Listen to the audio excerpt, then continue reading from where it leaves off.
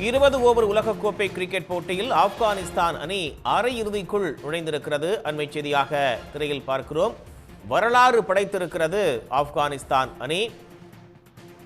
T20 உலகக்கோப்பை cricket போட்டியில் ஆப்கானிஸ்தான் அணி அரையிறுதிக்குள் நுழைந்து சாதனை படைத்திருக்கிறது. இதுவரை மிகப்பெரிய அளவில் அந்த அணி சோபிக்காத நிலையில் இந்த T20 கிரிக்கெட் போட்டியில் அந்த அணி வீரர்கள் மிகச்சிறப்பாக விளையாடி முன்னணி வீரர்களை எல்லாம் கிரங்கடிக்க செய்திருக்கிறார்கள். இந்த நிலையில் T20 உலகக்கோப்பையில் வரலாறு படைத்திருக்கிறது ஆப்கானிஸ்தான் அணி.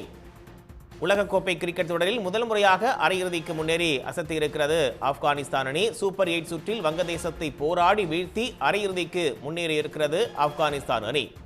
20 ஓவர் உலகக்கோப்பை கிரிக்கெட் போட்டியில் ஆப்கானிஸ்தான் அணி அரையிறுதி சுற்றுக்குள் நுழைந்திருக்கிறது. உலகக்கோப்பை கிரிக்கெட் தொடரில் முதல் முறையாக அரையிறுதிக்கு முன்னேறி வரலாறு படைத்திருக்கிறது ஆப்கானிஸ்தான் கிரிக்கெட் அணி. சூப்பர் 8 சுற்றில் வங்கதேச அணியை போராடி வீழ்த்தி இந்த வெற்றியை பதிவு செய்திருக்கிறது. அரையிறுதி போட்டியில் தென்னாப்பிரிக்காவை எதிர்கொள்ள இருக்கிறது ஆப்கானிஸ்தான் அணி. உலகக்கோப்பை தொடரில் இருந்து ஆஸ்திரேலிய அணி வெளியேறி இருப்பது குறிப்பிடத்தக்கது. உலகக்கோப்பை தொடரில் இருந்து ஆஸ்திரேலிய அணி வெளியேறி இருக்கிறது. 20 ஓவர் உலகக்கோப்பை கிரிக்கெட் போட்டியில் ஆப்கானிஸ்தான் அணி அரையிறுதிக்குள் நுழைந்திருக்கிறது. உலகக்கோப்பை கிரிக்கெட் தொடரில் முதல் முறையாக அரையிறுதிக்கு முன்னேறி வரலாறு படைத்திருக்கிறது ஆப்கானிஸ்தான் அணி.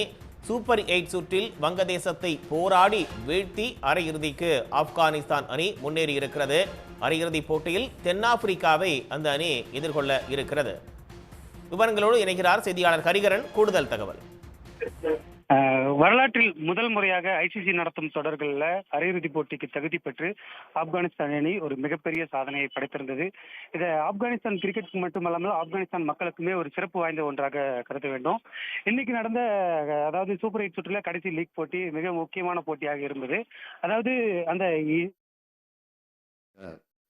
உடனுக்குடன் செய்திகளை தெரிந்து கொள்ள சன் நியூஸ் பெல் ஐகானை கிளிக் பண்ணுங்க.